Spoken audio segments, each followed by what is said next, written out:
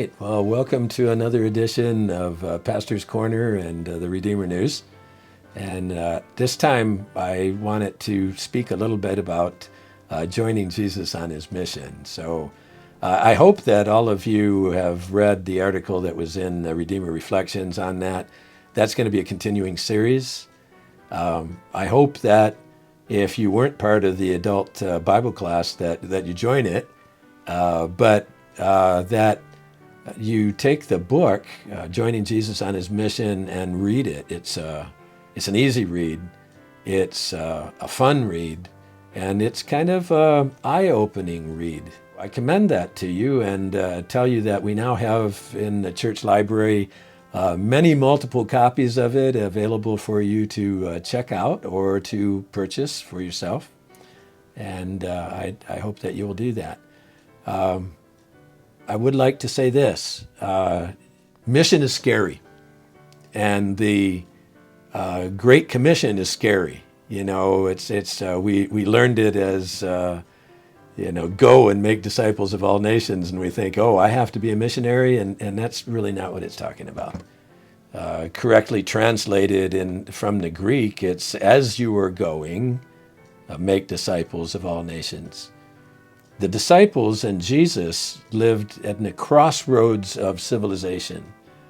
And so they didn't have to go anyplace, and many of the disciples didn't. Some of them did. They went to the known world. But the world came to them.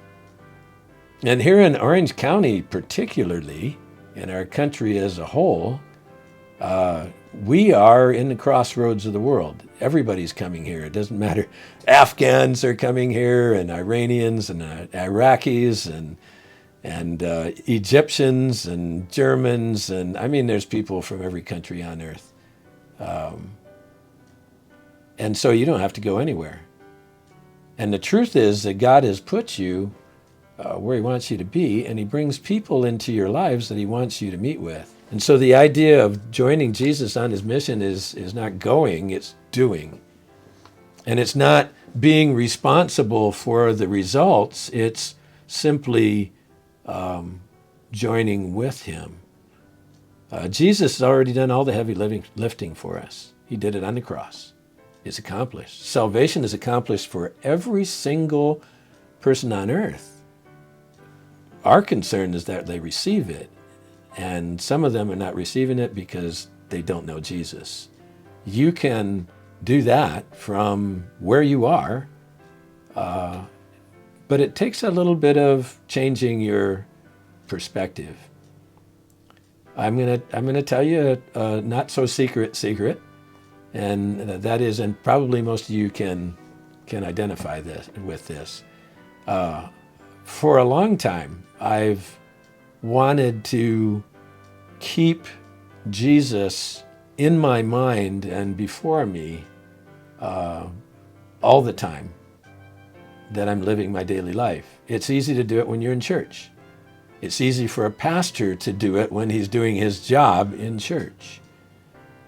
But to be truthful, I think for most of you and for your pastor, when we leave the church, Jesus seems to leave too, and He doesn't. He's with you, but we don't seem to be able to focus on that. And I think this movement, and represented by the book and the things that I'm trying to share with you, is a way of addressing that and incorporating our beliefs, our religion, if you want to call it that, in our daily life, and kind of expanding upon His influence over us and therefore our influence on others. Since Jesus has already done the heavy work, He just invites us to join with Him, and that's the operative word. There's going to be an article in the next Reflections that expands upon this, and I hope you'll read that. But as we're going through our day, joining Jesus on His mission involves living each day as if it were a mission trip. Not that you're going anywhere, but you have something in mind to share to your own community. You don't have to travel to see strangers. You don't have to be practiced in preaching law and gospel to them. It starts right in your own home. right in your own neighborhood, exactly where God has put you. And so the next thing to do is to learn how to focus on what Jesus is up to around you, what he's up to, what's happening.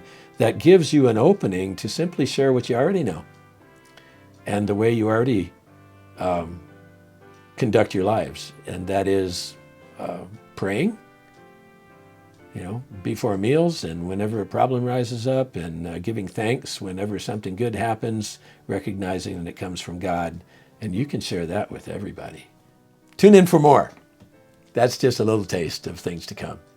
Thank you for listening, and God bless you, and we'll see you, hope, as soon as possible in the ark of God's church that carries us through this fallen world to life everlasting. Amen.